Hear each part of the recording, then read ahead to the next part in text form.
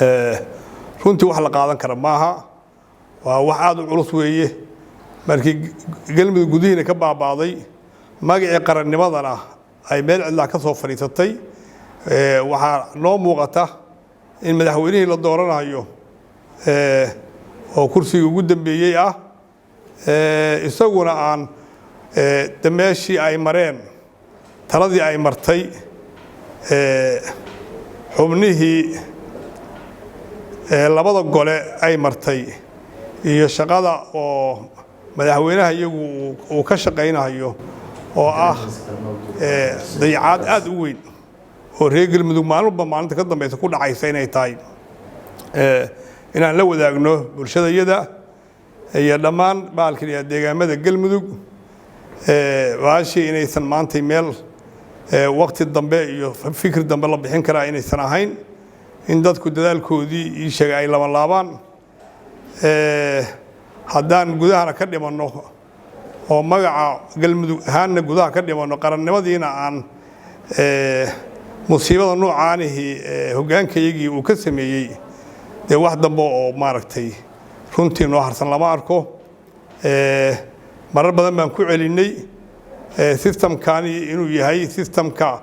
dalkan in lagu badbaadiyo la rabaa inuu yahay hay-adihii sharciga in lagu badbaadiyo waxyaabaha aadka nasiib xumada u ah oo runtii aan mar kasta muuqanaysa inay tahay in xildhibaanadayadii ay aamusan yihiin in xildhibaanadayadii aysan u muuqan aysan ka hadlayn waxyaabaha maanta dhacahaya waxa qaranka ka dhacahaya xaaladda galmudug ka dhacaysa waxaan aad u codsanaynaa oo cod dheer ku leenahay walaalayaal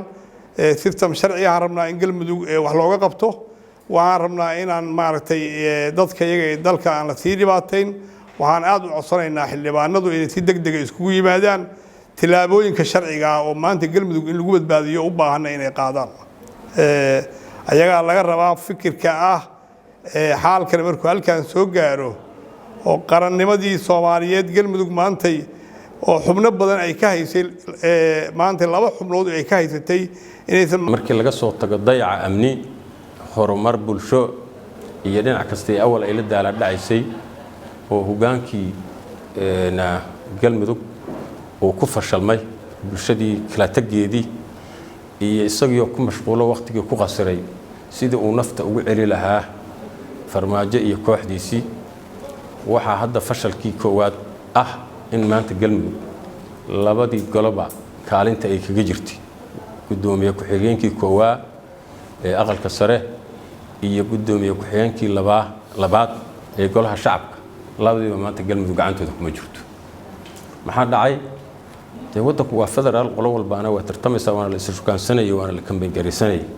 marka meeshii hogaankii oo ugu yaraan ra'sumaalkii oo galmudug u haylaha oo dhihi lahaa bal horta wixiina waa haysatay maanta galmudug gudoomiye ku-xigeenkii aqalka sare na waa ka gacan madowda gudoomiye ku-xigeenkii labaad ee golaha shacabka gacanteeda kuma jirto sababtu wax kale ma aha xildhibaanadu doorasho way jirtaa laakiin isxogwaraysi iyo baraarujin iyo abaabul iyo isku dumid meeshii laga rabay waqtigii iyo energy-giiba wuxuu geliyay sidii farmaajo loo ag joogi lahaa marka horta taas ayaa madashu aad iyo aad uga xun tahay runtii waa khasaaro soo gaaray siyaasadeed oo jug nagu dhacdo weeye dabcan saaxiibadeen oo dariska Puntland labadii koob hadda haysata siciidani waxa dadku yiraahdaan ma ogtahay talaxumo iyo tagxumo waa laga ducaystaa runtii qof waxa jira talaxun laakiin xoogaa tagtiisu ka fiican tahay marka waxa raadaan ninkaasi waa talaxun yahay ama qofkaasi waa talaxun yahay laakiin tagtiisa ka roon marka hadda hogaankii galmudug talaxumadiisina waxa ahayd in waqtigii iyo energy iyo xoolihiiba oo farmaajo iyo kooxdiisa ula aaday tagtiisina kama roonaano labadii koob aan haysanaba maanta waa ka gacan madowna runtii marka aad baan wax uga murugeysanahay hadda doorashadii kale la gelayaa oo madaxweynihii halkan uu joogaa sidaan hore ugu sheegnay xarun kambeyn iyo halkan joogaa oo kooxihii u kambeyn ganayay farmaajo la joogaa bal ninka maanta wali ka fakaraya inuu farmaajo mar labaad oo kaarkii galmudug soo matalaya oo ag joogo aad iyo aad arrin looga naxweey marka anigu rag baa iga dambeyn doona laga wada hadli doonaa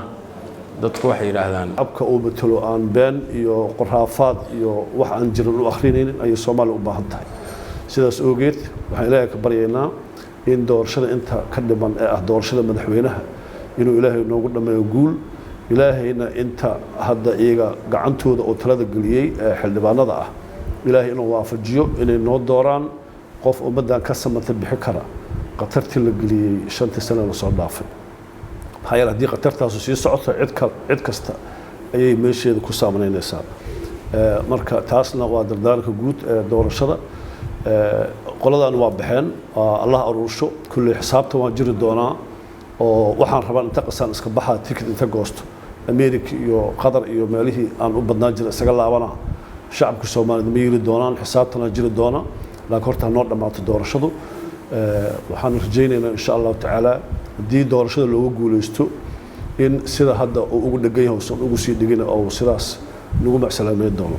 tan guud ee Soomaalida marka intaas uga baxo galmudug runtii culays kan lama taan ah ayaa haystay kaasoo ahaa waxa Soomaalidu tiraahdaa gardaro garab og iyo gaajo guri og laga ma adkaado waxa galmudug ka jirtay talo Axmed Qorqor loo soo dhiibay laakiin geed fadhi oo u yahay Fahad Yaasiin iyo Maxamed Farmaajo iyaguna maadaama ay hadda baxeen oo saansaanta iyo ifafaalaha ka soo baxay doorashadii labada aqal ee baarlamaanka ee la tusayso halka loo socdo waxaan rajaynaynaa gardarradaas garabka ogeed in iyaduna meesha ka bixi doonto oo isbedel xalaal ah oo shacabka dhexdiisa ka yimid oo ummadda wax u tara oo la xisaabtami karo oo meeshaas ka yimaado waxa wali noo socda shirweynihii aan hore ugu baaqnay ee wada tashiga aayaha galmudug kaas oo aan rajaynayno inay cid kasta on board noqoto taladiisa ay wax ku lahaato iyadoo loo wada dhan yahay galmudug isu timaado ay ka tashato mustaqbalka sida la yeelayo waxaan rabnaa marka Axmed Qorqor taasi waxay dhashay dalku in madaxweyne loo doorto madaxweynihiina uu noqdo waxaan laga filayn in lagala kulmo waa dareemi karaysaan dhibaatooyinka dalka ka dhaca waxa kamid ah dhibaatadii galmudug ka dhacday weerarkii ka dhacay runtii ayadoo laga baaqsan karo dhibaatadii ka dhacday Boosaaso dhibaatadii ka dhacday Baydhabo dhibaatadii ka dhacday Jubbaland waxyaalo fara badan oo ummadda Soomaaliyeed ay ka waaqsan karto oo laga badbaadin karto shacabka Soomaaliyeed ayaa ka dhacday sidaa darteed anagu waxaanu aragnay maadaama dalkaani hoggaankiisii guud uu halaabay oo noqdo hoggaan aan fiirsanaynin oo maaragtay shacabka Soomaaliyeed aan u turaynin ayaan waxaanu aragnay inaan afkaarteena iyo aragtideena ku badbaadino meesha anagu aan ka soo jeedno waxaad dareemaysaan walaalayaal qof walba markii aad fiiriso laba muuqaal ayaa mid kaaga baxaya muuqaal wanaaga iyo muuqaal aan fiicnayn markii aan fiirinay dalka madaxweynaha hadda ka taliya ee waqtigiisu dhamaaday Maxamed Cabdullaahi Farmaajo talaxumadii iyo maaragtay fiirsasho la'aantii oo dalka ku hogaaminayay waxa uu sabab u noqday maamul goboleed aan la fiirin oo laga fiirsanin oo gacan ku rumisa oo aqoontooda la fiirinin oo la fiirinin xaaladeedu hogaaminimo inay hogaamin karaan in kale inuu ummadii dul saaray ayna ka dhalatay maamul goboleedyada inay maartay howtalhamag ay ku dhacaan sidaa darteed ayaa anagu waxaan ka cabaraynaa ummadda reer galmudug hadaan nahay maamul goboleedkii Axmed Kaariye Qorqor ee meeshii ka talinayay dhibaatada uu sababta u noqday waxaanu leenahay oo u sheegaynaa intaan aan ugu filan oo ma adkaysan karno hoggaankaaguna walaal uma yaarta suurtagal ma ahan maartay hadduusan qof reer galmudug uusan wax la rabin ninkaas waa dareemi kartaa naftigeebe naf kale ma kalkaalo waxaan leeyahay marka aragtideeda aan ku soo koobaya waxaa jirtay musharaxiin aadaysa sida in uu waxayo Axmed Qorqor la kulmaysa waxaan rabaa musharaxiintaas anigu ma raba inaan magacyadooda sheego waxa la yiri nin baa laga sheegay ilaa sagaar ima barato Axmed Qorqor wuxuu ku mashquulsan yahay bulshada Soomaaliyeed way taqaana waa Fahad iyo Farmaajo u shaqeynaya mashruucana waa mashruuc Fahad Yaasiin oo soo dhiibay oo lagu sharaf dilayo lagu sumcad dilayo tartankoodana maaragtay dhaawac lagu gaarsiinayo waxaan rabaa inaan uga digo Soomaalidu waxay tiraahdaa miro farq ku jira miro geed saar looma daadiyo waxba haysataan